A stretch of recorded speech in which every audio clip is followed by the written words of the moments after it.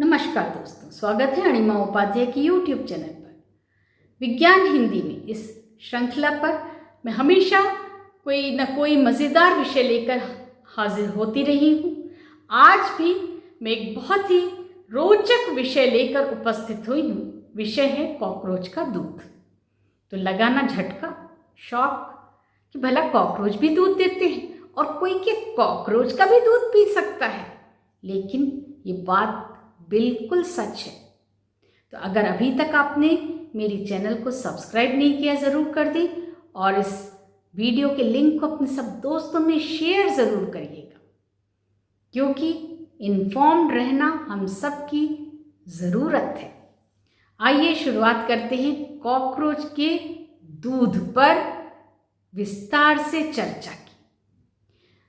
हर cockroach दूध नहीं देता, मतलब हर कॉकरोच से दूध प्राप्त नहीं किया जा सकता।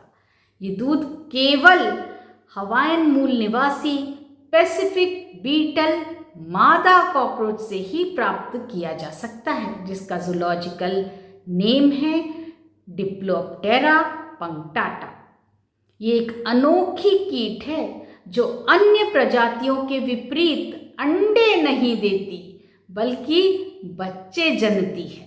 और न सिर्फ ये बच्चों को जन्म देती है, बल्कि उन्हें अपने अंडकोश से निकलने वाले हल्के पीले तरल, जिसे दूध कहा जाता है, पिलाकर उनका भरण पोषण भी करती है। वैज्ञानिकों के अनुसार ये दूध भी अन्य दूध की तरह एक क्रिस्टलीय तरल है, लिक्विड है और बहुत ही पौष्टिक है। ये प्रोटीन, कार्बोहाइड्रेट और वसा यानी फैट का बेहतरीन स्रोत है। इसीलिए इस दूध को संपूर्ण भोजन माना जा रहा है। शोध के अनुसार वैज्ञानिकों ने बीटल कॉकरोच की अंतड़ियां काटकर पोषक तत्वों से भरपूर दूध के चमकदार क्रिस्टल्स को बाहर निकाला। इस दूध के अध्ययन में पाया गया कि ये दूध अद्भुत गुणों से भरपूर है। इसमें प्रचुर मात्रा में प्रोटीन, अमाइनो एसिड, वसा और शर्करा यानी शुगर्स हैं। ये दूध भैंस के दूध की तुलना में सेवन करने पर 3 गुना अधिक कैलोरी प्रदान करता है। यही कारण है कि वैज्ञानिक इस दूध को भविष्य यानी फ्यूचर का सुपर फूड मान रहे हैं और इसी कारण से ये बहुत चर्चा में भी है। लेकिन इस दूध को प्राप्त करने की प्रक्रिया काफ़ी जटिल है, कॉम्प्लेक्स है।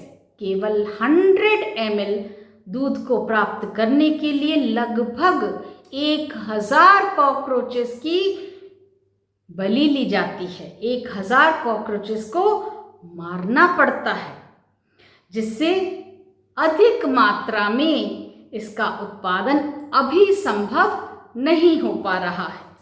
इस दूध को प्राप्त करने के लिए मादा कॉकरोच और भ्रूण को मारकर तब निकाला जाता है जब वो दूध देने लगती है। इस दूध को उनकी मध्य आंत से क्रिस्टल के रूप में निकालकर संरक्षित किया जाता है, संग्रहित किया जाता है। शोधकर्ताओं द्वारा कॉकरोच के दूध से प्राप्त पोषण तत्वों का प्रतिशत कुछ इस प्रकार पाया गया: प्रोटीन्स 45%, कार्बोहाइड्रेट्स 25%, फैट 16 to 22% और अमाइनो एसिड 5%। इस दूध से प्राप्त कैलोरीज की मात्रा भी बाकी तरह के दूध की अपेक्षा सर्वाधिक पाई गई। जहां एक और मनुष्य के दूध और गाय के दूध में 60 या 66 किलो कैलोरीज पर 100 ग्राम्स पाई जाती हैं, तो वहीं भैंस के दूध में 110 किलो कैलोरीज पर 100 ग्राम्स रिपोर्टेड है। लेकिन कॉकरोच के दूध में तो 232 किलो कैलोरीज पर 100 ग्राम्स रिपोर्ट की गई, पाई गई। ये दूध विशेषकर उन लोगों के लिए वरदान हो सकता है जो लैक्टोज इंटॉलरेंस से पीड़ित होते हैं, अर्थात जिनमें लैक्टोज के प्रति असहिष्णुता पाई जाती है। ऐसे मनुष्यों के लिए ये दूध भविष्य में एक अच्छा विकल्प साबित होगा। हालांकि इसके ज़्यादा सेवन से मोटापा बढ़ सकता है, क्योंकि इस दूध के प्रति कप में लगभग 700 कैलोरीज पाई जाती हैं। अब जरा इसके उत्पादन को लेकर जो चिंताएं व्यक्त की जा रही हैं उस पर भी चर्चा कर लें। तो सबसे पहली है नैतिक चिंता। दूध के उत्पादन के लिए कीट को मारना पड़ता है। मात्र 100 ml के लिए 1000 कॉकरोचेस की बलि ली जाती है। तो क्या बड़ी मात्रा में इसका उत्पादन नैतिक मूल्यों का हनन तो नहीं होगा? ये विचारणीय बात है। दूसरा, दूध की उपलब्धता भी बहुत कम है। बहुत कम मात्रा में दूध उपलब्ध हो पाता है इतने सारे कीटों को मारने के बाद। इसी वजह से इसकी इंडस्ट्रियल स्केलिंग भी नहीं हो पा रही है, जिससे बाजार में इसकी उपलब्धता भी आसान नहीं दिखलाई पड़ती। तो अब बात आती है व्यावसायिकता पर, मार्केटिंग पर। बड़ी मात्रा में कॉकरोच का दूध उपलब्ध न होने की वजह से व्यावसायिकता पर, मार्केटिंग पर भी असर पड़ रहा है, और साथ ही साथ इस दूध का सटीक पोषण तत्वों पर जो अध्ययन है उस पर भी असर पड़ रहा है। अभी इस पर बहस जारी है कि क्या ये मनुष्य के उपयोग के लिए सुरक्षित है। जब तक ठोस प्रमाण प्राप्त नहीं हो जाते ये कहना तनिक मुश्किल होगा। फिर भी कुछ कंपनीज इस दूध और उससे बने उत्पादों पर विमर्शरत हैं, जिनमें अग्रणी है दक्षिण अफ्रीका की कंपनी गॉरमेट ग्राम, जो उन महत्वपूर्ण कंपनियों में से एक है जो कॉकरोच के दूध पर और उससे बने उत्पादों पर गंभीरता से विचार कर रही है, जैसे कि आइसक्रीम पर। इस दूध के उच्च पोषण मूल्य के बावजूद FDA या EFSA जैसी नियामक संस्थाओं ने इस दूध को खाद्य स्रोत के रूप में अभी तक अनुमोदित नहीं किया है। इसका कारण इसके उत्पादन का नैतिक पक्ष तो है ही, साथ ही साथ सांस्कृतिक और मनोवैज्ञानिक बाधाएं भी इसकी स्वीकृति में चुनौतियां पेश कर रही हैं। फिर भी शोधकर्ताओं और वैज्ञानिकों ने आने वाले समय में इस दूध का मानव उपयोग के लिए स्थायी सुपरफूड के रूप में ये उभरेगा, ऐसा दावा प्रस्तुत किया है।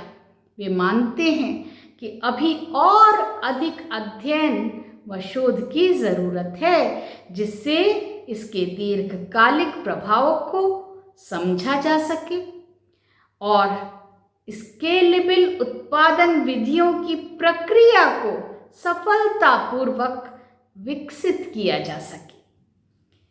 इस दूध पर खोज 1977 से लगातार होती चली आ रही है। विभिन्न ख्याति प्राप्त इंटरनेशनल जर्नल्स में प्रकाशित शोध पत्र इसका प्रमाण है।